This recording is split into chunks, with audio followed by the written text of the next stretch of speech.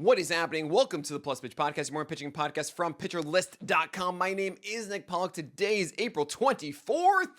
And yes, we are going to talk about baseball, not that stupid sport, fantasy football. Oh my gosh. No, absolutely not. I'm wearing the shirt and the mug today, and I saw an email from Yahoo saying that it opened again. I'm like, this is our time. And it might be the time for Ryan Gusto. I know it's Gusto. I'm being so stupid. Ryan Gusto. You might be considering a Gusta move. And that's bust a move from the video game. It's fine. 5.2 innings and 1 earned run 3. It's 1 walk and 6 strikeouts and 80 pitches against the Jays on Sunday. Sorry, not Sunday, Wednesday. What is wrong with my brain? Here's the thing about him. He throws 93-94 with really good vert, right? It's like 18 to 19 inches of vert. That's cool. He actually has pretty good precision, keeping it in the upper half. There is nothing else. And if I look back at all the other guys that have had this kind of approach in the past, you sometimes will go for like, well, there's Joe Ryan and there's Bailey Ober without this immense velocity, but not necessarily the vert. Well, those guys were either a flat attack angle or an extension boy, right? And with Joe Ryan, it makes more sense. You have extension and flat angle. With Ober, you have only extension, and then you need the big changeup underneath it, right? And I'm sure there are others that I'm forgetting, but it's kind of Bowden Francis a bit doing this. But even with the Astros, we have the Pasta Pirate that is Spencer Arrighetti. Yeah, he needs a wide arsenal with whiffs. You have Ronel Blanco, who was slider focused and then added the changeup. That became a game changer for him. You have even Christian Javier, who had this really interesting vert fastball as well at 93, 94, but he had this really good slider to support it as well.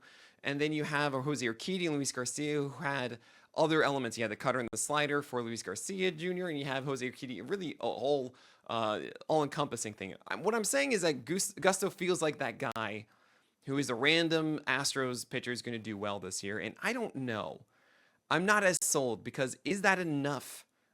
Maybe. We've seen Christian Javier have those good games without the changeup and the slider, really without the slider, but the thing is that slider really did act as the glue, and there really isn't anything else for Gusto. There might be a sweeper that is kind of okay against right-handers, but it's not amazing.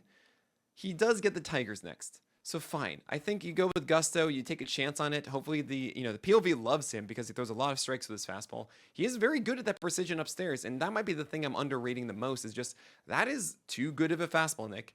I just hate the fact that there's nothing else, and it's not like a two-prong metric of extension and attack angle like it is with Joe Ryan. It's just vert, and sometimes just vert isn't enough. You just kind of cheat up a little bit more than you normally would. You think that in your head, and that's that. It's not timing focused. Extension and flat attack angle is timing focused. It can be so hard, right? You have fewer intersection points when it's flat. You have less time to see it when you have a good extension. But with movement, it's just about where's it going to go. And if you're able to just make an adjustment of going higher, then the timing should be there. So keep that in mind with Gusto. We'll take a chance, and hopefully there's more with that sweeper. Reese Olson had a great game. 7-point winnings, 0 runs, 2 hits, 1 walk, and 7 strikeouts, 41% CSW, and 17 whiffs. And here's the thing. I know I keep mentioning it to those who are watching on stream, but I think it's interesting. I had Reese Olson at the bottom of probable start tier because he was against the Padres and had not shown having both his slider and his changeup working in one game yet. 41% CSW is a King Cole. We love it. Amazing. This was so good. He had 9 whiffs on his changeup, 8 whiffs on a slider, and the 8 whiffs led to a 57% CSW on it.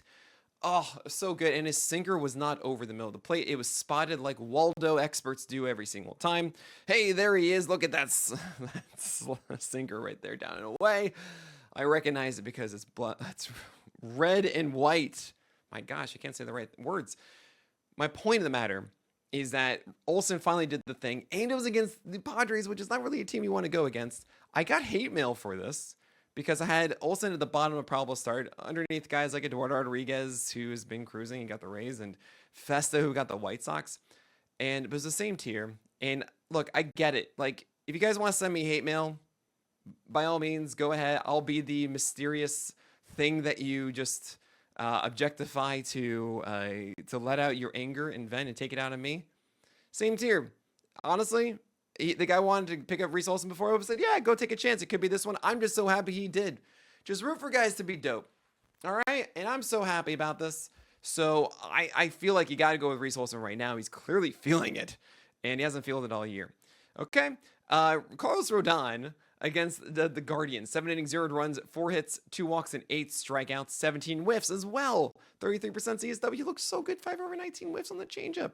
Oh my gosh, 72% strike rate on that slider as well. Oh man, so good. So good, Carlos Rodon. Thank you so much. And by the way, if you are upset at me, hey, I'll take all the criticism.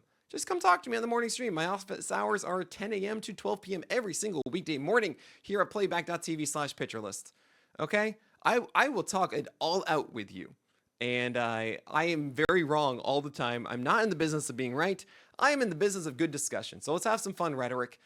The one thing I say is if you are upset about one of my takes, be upset with it before the performance happens. Because if you got no reason to disagree beforehand, then you can't tell me about it after. That's just not fair. Logan Webb against the Brewers, 6.1 innings, 0 runs, 6 hits, 3 walks, and 6 strikeouts. 14% changeups total. 23% to lefties. That should be like 35% usage to lefties. He loves the sweeper. 42% CSW, 6 over 36 whiffs on it. Okay, fine. I'll take it. Like, Logan Webb, just because he's throwing fewer changeups doesn't mean that I'm inherently upset. I'm only upset if he's replacing with something that's worse. But it's not. He's doing great. Wonderful things. We like wonderful things. And yeah, he got the win against the Brewers. He got saved with the bullpen in a tough situation. Got out of that jam. No problem. Everything is great. Andrew Heaney against the Angels. Man, he's cruising in this Vargas rule. 6 innings, 0 runs, 1 hit with 0 walks. Andrew Heaney, 6 innings, 9 strikeouts. He had 24 whiffs for Gallup and a 40% CSW. That stupid Reese Olson. Those meddling kids taking away that golden goal from me. Really good Blake Snell blueprint. He's at 90 miles per hour in that fastball, though. It's really weird to see like Andrew Heaney just clicking at the moment. But Vargas ruled against the Cubs, right? Right? I think so. I can't go any higher than that. That's it. You do you guys. We know Andrew Heaney has had a whole history of being really good at times and then just... So I hope this continues on. But we'll see what happens. Good luck, everyone. Miles Michaelis, 6 innings, 0 runs, 6 hits, 2 walks, and 2 strikeouts. I gotta say, this is the thing that gets lost the most inside of fantasy baseball. I really, really mean this. We see a guy like Miles Michaelis. I say it all the time. Like, yeah, he should not be on your fantasy rosters. He really shouldn't. But even guys that are on the do not start tier, the reason they do not start tier is because their poor starts are just so bad, while the ones that are quote-unquote effective is this: 6 innings, 0 earned runs, but 8 base runners, so that's a 1.33 whip. And then you have only 2 strikeouts, so you don't really gain anything there. And then you didn't get a win, right? So all you get is the win. The 0 earned runs, but you got a hurt whip. However, Miles Michaelis is 3 for 5 in productive ERA starts, right? Everyone who is bad is still a major leaguer for a reason. And most of the time, to be a starting pitcher in the majors, unless you're like the guy who's just replacing on the Marlins or the Pirates or whatever, and they just need some innings, and you know that this shouldn't work, like, or they have a massive contract like it was with Patrick Corbin. Actually, not a good example, because even Patrick Corbin was like 40% good outings, while 60% were just so bad, right? So keep that in mind when you're doing desperate streams. Like, even against Atlanta, Miles Michaelis, like, there is an opportunity, there is a chance, and yes, you'll have to get lucky, but still, yeah, this can work at times. Ben Kasparias against the Cubs, only 40 pitches thrown, which is unfortunate because it looks like he'll get another opportunity. The Dodgers are playing this whole options game with Kasparias. Well, not Kasparias, I guess, as much, but like Bobby Miller, and they did it with Justin Rabolski and Landon Knack, and Kasparias is kind of part of that crew. It used to be like Michael Grove and Gavin Stone were in that, if you remember this. But it's 2.2 innings of 0 runs, 1 hit, 0 walks, and 4 Ks. I wish he'd actually like get runway. I don't like that he's a 6-footed extension guy. It's actually 5.9, but he throws 96. He has 91 mile per hour cutters, and he has a slower slider at 85, and that can work. Like, we see it right here against the Cubs for 4 innings, or not 4 innings, I'm sorry, for 2.2 innings. But yeah, 40 pitches, not there. Bryce Elder against the Cardinals, the same idea as Michaelis. 6 innings, 1 earned run, 5 hits, 3 walks, and 2 Ks. Pretty much the same exact thing, just 1 earned run as opposed to 0. Birthday parties, baby. Trevor Williams, never Trevor. And I actually saw on Twitter someone kind of asking, what's wrong with never Trevor? Why wouldn't I do this? Well, I mean, first of all, like Trevor Williams is just not someone you really want to go after in fantasy. Yes, I understand there are times that he locates well down and it's, he has good pitch separation. He gets away with all these fastballs down the middle. But really, there are two people named Trevor that I just don't like as humans. And I think you can be very happy as a fantasy manager not rostering these guys and having to think about them, because also Trevor Williams is not someone that is going to really shape your fantasy leagues. Unless you're in like a deep NL only league, I get it, fine. But like, just don't. Just don't. You can do better. Bryce Wilson against, and Trevor Williams certainly can do better off the field too. All right, Bryce Williams against the Twins. 2.2 innings, 1 run, 5 hits, 3 walks, and 2 Ks. Yeah, he's not supposed to be starting regularly. Okay, cool. You have Emerson Hancock against the Red Sox. My gosh, I should have given him maybe the gold star. 6 innings, 2 runs, 5 hits, 2 walks, 7 Ks, 13 for 31 called strikes against the Red Sox on that sinker. That's how everything worked. I mean, that's really, he had a 4-seamer up to 94, which is, had a couple whiffs in there. Emerson Hancock is not a polished pitcher. So that's that, right? I'm seeing a question in chat, by the way, which I like seeing a lot, and this is why you got to hang out for this. Is Spencer Arrighetti a clear upgrade over Taj Bradley? Well, Magic Oriole, yes. I would say Spencer Arrighetti is something that I think can be clearer as a hold, rather than Taj Bradley, which is really just every other start. I know that Spencer Arrighetti wasn't really looking consistent before, but we saw that in the second half, and that felt much more real and also a better outlook for development than Taj Bradley. So yes, I would favor the Pasta Pirate that is Spencer Arrighetti instead. All right, Brady Singer went, so did Jack Hanowitz, Zach Wheeler, JP Sears, David Peterson. We also have some interesting things like Sugano. Is this real? We're going to talk about all of that after this break. Brady Singer against the Marlins did well, got the win, and he didn't really pitch that well, I'll be honest with you. The sinker was so hittable to right-handers, and he saw mostly lefties and didn't really have the best slider, so we only saw about 5 whiffs on it, but he did throw 4-seamers a decent amount, and I think it did help him, but it is the Marlins, so I can't really tell too much. 6 innings, 200 runs, 4 hits, 0 walks, and 8 Ks. We move on. Jack Hanowitz, the jack of one trade, expanded to sliders and 4-seamers. We also got bad data. Yay. But really watching this one, I mean, he made a mistake too, and Il Cruz, who destroyed it. It was like such a bad slider. Oh my gosh, it was so bad. It was 88 just down the pipe, and like, it's not your best pitch. It's just, don't do it. Oh my gosh. But yeah, he did what he was supposed to do for the streaming victory. 6 innings of 200 runs. It's a 3 ERA. Yes, you don't like the 1.5 whip, 3 Ks. Like, this is fine enough. You got a poor quality start, essentially. Not really, but it's a quality. I don't know what I should say. Like, poor quality starts defined by ERA and whip. If it's lower on this, lower on that. I do like VPP. I do VPQS. So maybe like PQQS. No. I don't know. I'll figure that one out. You guys can help me out. If you understand what I mean, you're a real one. Zach Wheeler against the Mets. 6 innings, 200 runs, 5 hits, 2 walks, 9 strikeouts. It's actually pretty cool to see the splitter and the sweeper hang around. But the 4-seamer is just so good right now, and it's Zach Wheeler because, of course, it is. David Peterson, 5.1 innings, 200 runs, 8 hits, 1 walk, and 2 Ks. On the other side of it, against the Phillies, not really a good one. 5 whiffs and 19% CSW. The change in slider were just not around the zone, and not under the zone. And the Phillies, after just taking everything from Tyler McGill, like, they just didn't swing against him. It was pretty funny. They swung all the time against David Peterson. So they just went after these pitches that were in the zone. And I feel like, hey, Peterson, you had to go out of the zone with those pitches and would have been, I think, overall better and not get singled out. But he gets Arizona next. I think that's a questionable start. But generally, David Peterson should be a Toby, if not a little bit better. You have JP Sears against the Rangers. Got the win. 5 innings, 200 runs, 5 hits, 1 walk, 5 Ks. We watched this live on Playback yesterday. Playback.tv/pitcherlist. Because it was Nick Kurtz's MLB debut. I was there. I know, for a hitter's debut, but guess what? He's been talking about it during our monthly Nick conventions, and we've been all excited about it, so I had to show up for the guy. Great to see it. I'm happy. Huge shout out to the Playback chat for yelling at me to stash Nick Kurtz 2 weeks ago when I had an open NA spot. So thank you so much, chat, for that. But for JP Sears, yeah, he just faced only right-handers and threw so many sweepers and 4-seamers over the zone, like in the plate, and I really hate seeing that, where it's just, oh, cool, there's no real game plan. Just like, here it is, and it's like, all right, I guess that worked. You have Kyle Hart against the Tigers, 4.1 innings, only 70 pitches, 200 runs, 5 hits, 1 walk, and 6 strikeouts.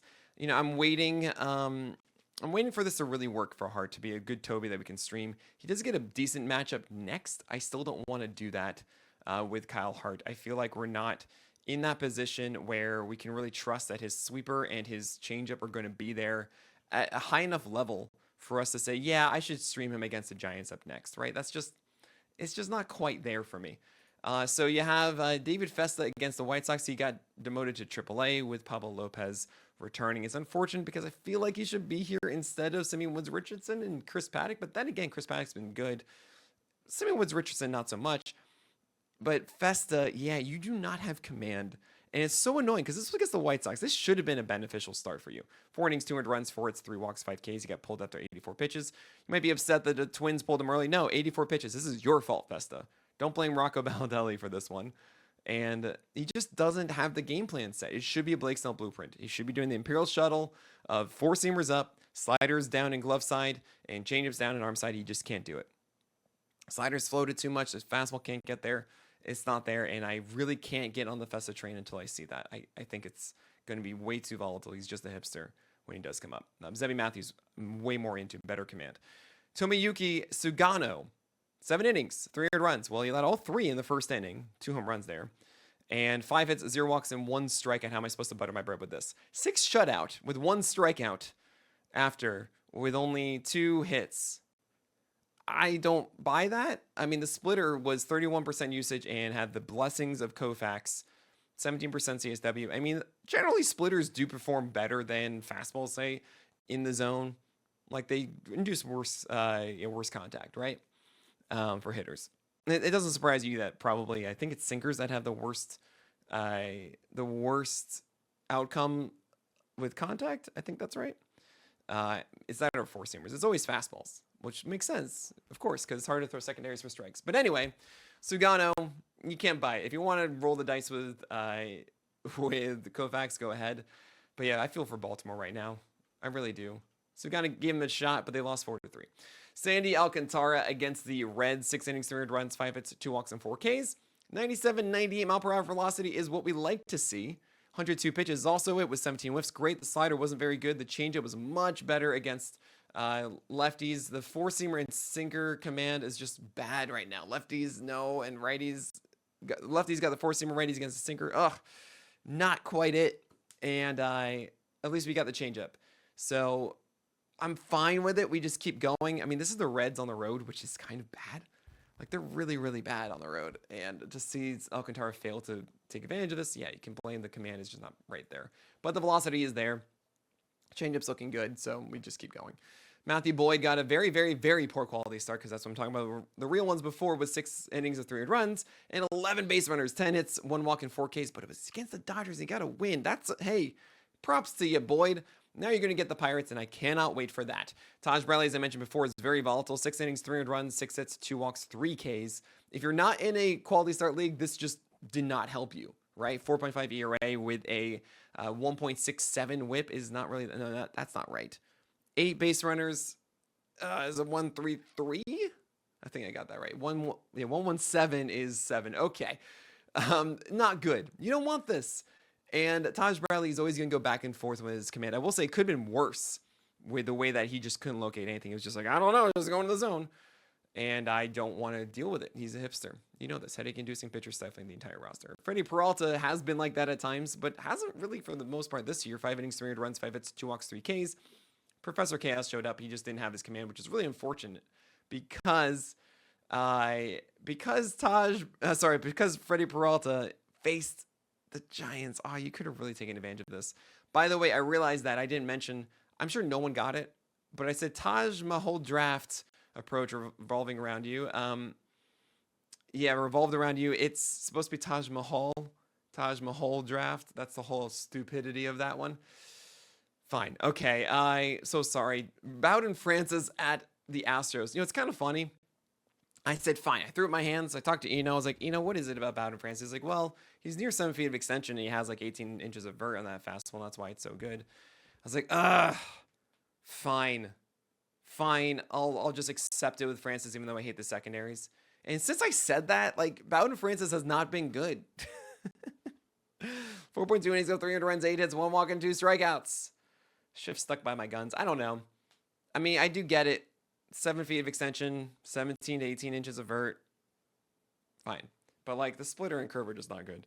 Eduardo Rodriguez against the Rays, 6.2 innings, 4 earned runs, 6 hits, 1 walk, and 5 strikeouts. Careful Icarus series. He allowed 2 earned runs early. Then was cruising, got pulled in the 7th with 2 men on, and bam, there you go, last 2 earned runs. Oh, so close against the Rays, who aren't that scary. Hosting them in Arizona, and 5 strikeouts in about 7 innings. That's about right. Those of you expecting him to go 22 strikeouts in 2 games like he did before, no. 13 Ks and 9 Ks. That's not Eduardo Rodriguez. It's just not. Like, this is closer to it. 5 Ks in about 7 innings. Okay, you'll be happy with a strikeout per inning from Eduardo Rodriguez. He's just a Toby. Sean Newcomb is still here, and I'll say this. Eric Samolsky has constantly mentioned with Lucas Giolito that the Red Sox get a really good team favorable contract if he doesn't pitch 140 innings this year, Lucas Giolito. And then I said, look, they're going to let him go from the beginning of the year. You can't really stop him. But because of this injury, this hamstring injury, they've been pushing him back from returning, and Sean Newcomb is making all these starts. 5 innings, 4 runs, 8 hits, 2 walks, and 8 strikeouts. And honestly, like, I get it. You say, you can't have Sean Newcomb in here. 4 runs versus 2 runs. It's like you're weighing, like, okay, maybe you have a decent chance of this one single game or like 4 single games versus much better chance in all of 2026, with having Lucas Giolito on your team for so much cheaper. I get it. They're going to do that. So Samolsky sent me all these things about how Giolito is not going to go 140 innings this year. He's totally right, but the hamstring injury is what really created that opportunity. Now they're seizing it. Totally get it. You probably won't see Giolito for like another week. Just for that reason. It's kind of funny. Sean Newcomb obviously should not be started. Kumar Rocker shouldn't be started. I'm so sorry. 1.2 innings of 500 runs, 7 hits, 1 walk, and 2 Ks. He got a little more unlucky than the line will tell you right now, though. I will say this. Like, he didn't pitch nearly as poorly as we have seen against the lefties. He actually got the Blake Snell blueprint working. Fastballs up and in against lefties. Sliders down more than I've seen. He also threw this amazing changeup to Nick Kurtz, and I felt so bad for him for that whiff. It was also a RBI single that just found enough movement or enough grass to go past a diving second baseman up the middle. But yeah, Kumar Rocker did not pitch nearly as badly as the line suggests. But yeah, he's not a finished product, and you shouldn't treat him as such. So you don't need to go after Kumar Rocker. While Luis Ortiz against the Yankees, 4.1 innings of 4 runs, 5 hits, 5 walks, 8 strikeouts, 20 whiffs against the Yankees. What? He didn't land his 4-seamer upstairs a ton. Get this. 41% strike rate across 28% usage. The whiffs actually came from sliders going 5 whiffs, cutter going 5 whiffs, and changeup going 5 whiffs. And you're like, wait, changeup? I'm like, I know. What? Luis Ortiz is not a changeup guy. That was 89, 90 miles per hour at a 62% strike rate. Crazy. I dig it. Man, I hope that changeup sticks around. Can you throw 4-seamers better than 41% strikes and actually upstairs, though? That's the thing. Luis Ortiz, you had 2 games of this high location. I'm like, oh, that could be it. But someone asked me, like, why aren't you more in on this? Because he's doing the thing that you asked him to do because his command has been so bad for so long. So, yeah, it's still bad. But then you have this changeup now? He is so interesting. He gets the Twins now. I'm going for that start. I think Luis Ortiz is... It's a weird collection of new tricks, old tricks. And you know what? I'm saying this out loud. I'm realizing that my whole thing is like, hey, when a pitcher has new things and you want the old things to return with the new thing always goes away first before the old thing returns. It's like 90% of the time. Could happen with Luis Ortiz. I should also mention, anytime you see like, well, you can have success this way or that way. So when he doesn't have this one, he has that one. Those also fail long-term. You need those things always. You need some consistency, and then hopefully something else helps or not, right? You need consistency. So, yeah, I'm not really buying it with Luis Ortiz, but you should roll with it against the Twins and just see what happens. Okay, cool. 20 whiffs against the Yankees, 104 pitches. That's pretty cool. It's pretty cool. All right, that is it for today's edition of the Plus Pitch Podcast. I can't thank you guys enough for watching this live. You can also watch these in the SP Roundups. Actually, if you go back and watch the previous SP Roundups, I started adding it yesterday. You can watch the live video of this to enjoy it as well. So definitely go and consider that if you just want the live experience, the extra element moving forward instead of listening to the podcast. You can just watch the YouTube video. It's pretty cool. But that is it. So my name is Nick Pollock, and may your BABIPs be low and your strikeouts high. Bye-bye.